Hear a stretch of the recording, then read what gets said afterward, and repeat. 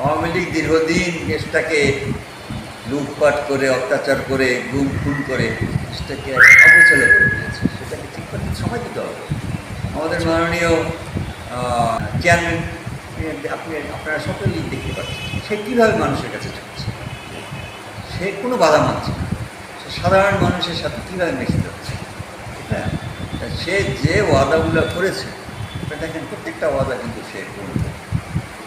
সে বিভিন্ন অসহায় মানুষের জন্য ফ্যামিলি কার্ড, ফার্মার্স কার্ড, তারপরে যতগুলো দাবি দেওয়া, কিন্তু তার যে আদর্শ বা জিয়াউর রহমান সাহেবের যে আদর্শ, আপনি কি মনে করেন বর্তমান বিএনপি আমরা বরিশালে সেই আদর্শ ধারণ করে কাজ করছি? আমি একটা কথা বলি, ধারণ না করলে বিএনপি কেন করবে? আর একটা জিনিস সাথে রাষ্ট্রায়ণ কিন্তু সমান হয় না। হ্যাঁ, ধানের মধ্যে যে প্রত্যেকটা থাকবে, আপনার কথার সাথে দ্বিমত না। তাদের মধ্যে আপনি মেজরিটি মানুষ এই দলকে ভালোবাসে, শহীদ রাষ্ট্রপতি জিয়াউর রহমানের আদর্শকে ভালোবাসে এবং আমাদের মাননীয় সাবেক প্রধানমন্ত্রী দেশনেত্রী বেগম খালেদা জিয়াকে ভালোবাসে। বর্তমান আমাদের মাননীয় দেশের প্রধানমন্ত্রী এবং আমাদের দলের চেয়ারম্যান একইভাবে কাজ করে যাচ্ছে। যোগ্য পিতা, যোগ্য মাতার যোগ্য সন্তান আমাদের মাননীয় প্রধানমন্ত্রী, মাননীয় চেয়ারম্যান, সে যেভাবে কাজ করতেছে ইনশাআল্লাহ সমস্যা থাকবে, সমস্যা দূর হতে সময় লাগবে, আস্তে আস্তে কিন্তু সব পিছিয়ে আছে। পরপর দুবার বরিশাল মহানগর বিএনপির আহ্বায়ক নির্বাচিত হয়েছেন মনিরুজ্জামান ফারুক। একসময় বিএনপি নেতা মুজিবুর রহমান সরোয়ারের ডানহাত হিসেবে পরিচিত মনিরুজ্জামান ফারুকের বরিশালের রাজনীতি এবং বর্তমান পরিস্থিতি নিয়ে মুখোমুখি কথা হলে তিনি জানালেন, বরিশাল মহানগরের প্রথম যে কমিটি পাই 2021 সালের 3রা নভেম্বর, 2021 সালের 3রা নভেম্বর পাই। 7ই নভেম্বর বিপ্লব ও সংহতি দিবস ছিল। 6ই নভেম্বর আমার স্ত্রী মারা যায়।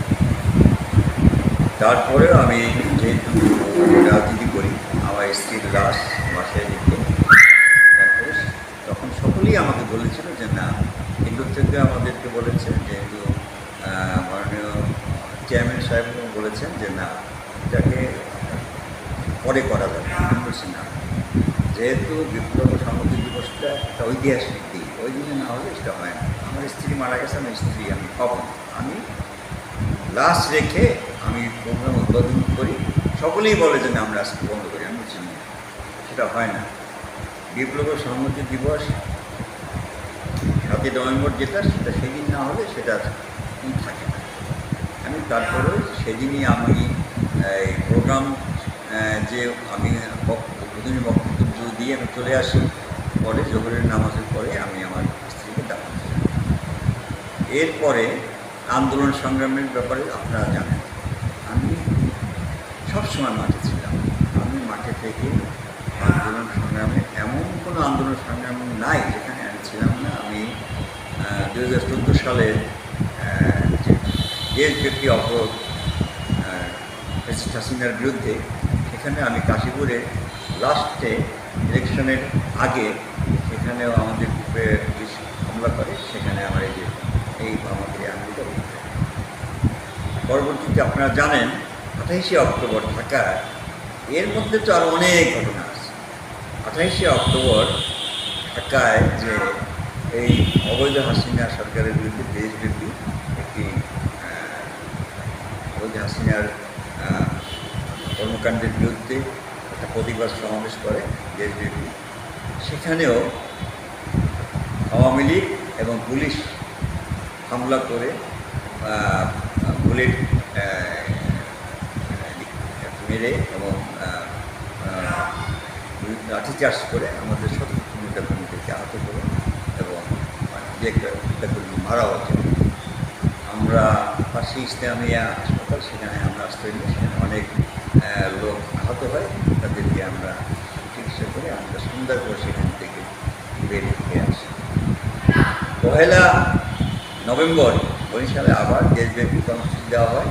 সেই কর্মসূচি আমাদের ইচ্ছা ছিল, জায়গাটা ছিল সিএনবি রোডে, যে হোটেলটা তাওয়া হোটেল আছে না, ওখানে সামনে আমরা দিই, সেখানে আমাদের হয়তো পুলিশ আগে থেকে জেনে দেয়, আমরা যেতে যেতে আমাদেরকে অ্যারেস্ট করে। আমাকে অ্যারেস্ট করে আমাদের বর্তমান যে প্রশাসক, বরিশাল বিভাগীয় সাংগঠনিক সম্পাদক জাহান শিরিফ এবং অ্যাডভোকেট আবুল হোসেন খান, তাকে ওখানে অ্যারেস্ট করে। অ্যারেস্ট করার পরে জাহান শিরিফ ওর নিজের অসুস্থতা দেখে তাকে হাসপাতালে ভর্তি করে, সেখান থেকে তিনি বেরিয়ে আসে। কিন্তু আমাকে বরিশালে একটি মামলায় অ্যারেস্ট করে ঢাকা 28শে অক্টোবরের যে ঢাকায় যে ঘটনা ঘটে, সেখানে বিচারপতি বাসায় হামলা এবং রাজারবাগ পুলিশ বাড়িতে হামলা, এই দুইটি মামলা মহাসচিব যেটা 1 নম্বর আসামি, সেই মামলা আমাকে আসামি করে। সেখানে আপনারা দেখেছেন যে আমাকে কীভাবে ডান্ডা বেরি করিয়ে হ্যান্ডকাপ করিয়ে ঢাকার মামলার দিনে আমাকে ঢাকায় নিত, আনত। আমার সাথে কিছু কিছু ছেলে পেলে সেই মামলা আসামি ছিল, তাদেরকে আমার সাথে আনতে দিত। আমি প্রত্যেকের খরচ আমি হয়তো গোপনভাবে প্রাইভেট মাইক্রো বা হাইয়েস্ট ভাড়া করে তাদেরকে নিয়ে যেতাম, খাওয়াতাম, আনতাম, এভাবে করতে করতে এই পর্যন্ত আসে। পরবর্তীতে আবার সেকেন্ড টাইম আমাকে খাওয়া করা, যেহেতু চেয়ারম্যান সাহেব দেখেছেন আমার ভূমিকা, তার তিনি সন্তুষ্ট হয়েছে, সে সেকেন্ড টাইম আমার দিয়েছে। এখন আমাদের কমিটি আমরা কয়েকবারই এটার জন্য আমাদের যে বরিশালের দায়িত্বপ্রাপ্ত সাহেব, সেই আমাদেরকে দায়িত্ব ছিল।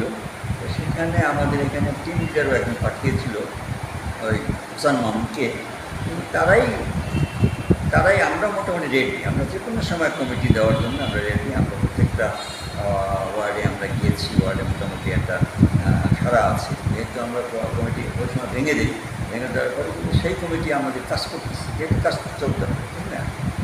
এখন এটা তো আমাদের হাতে না, আমরা তো যে কোনো সময় কমিটি যদি আমাদের কাছে চায়, কমিটি যেভাবে তারা বলবে আমরা সেভাবে দরকার হলে আমরা নির্বাচনের মাধ্যমে, আমরা এখন ওইভাবে না, আমি যেমন যদি ক্যান্ডিডেট আমি হতে পারি, আর 5টা হতে পারে, হবে যারা ভোটাররা তাকে ভোট দেবে সেই নির্বাচিত হবে, আমরা এটা চাই। কিন্তু এটা তো সেন্ট্রাল থেকে আমাদেরকে সেই ইটা দিচ্ছে। এই কমিটি তৈরিতে যদি লেনদি হয়, সেক্ষেত্রে কী কী ক্ষতির সম্ভাবনা থাকে?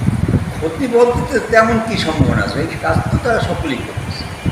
আমাদের অঙ্গ সংগঠনগুলো চালু আছে, আমাদের যারা আমরা কমিটি ভেঙে দিয়েছি, কিন্তু কমিটি ভেঙে দেওয়ার পর সেই স্ট্রাকচারে কিন্তু কাজ করছে। এবং পাশাপাশি এখন দেখা যায় আরও বেশি লোক আসছে, যারা আন্দোলন সংগ্রামে আমরা দেখি নাই, বিএনপির লোক, তারাও এখন অনেক আসছে, ঠিক না? সেখানে কি কোনো আমাদের কোনো মিটিং মিছিলের লোকজন কি কম হয়? না, তা হয় না, হয় না, ওই সময় কম হয় যখন আমরা আপনার কথার সাথে আমি বিএনপি একটা বৃহৎ দল, বাংলাদেশের সর্ববৃহৎ দল।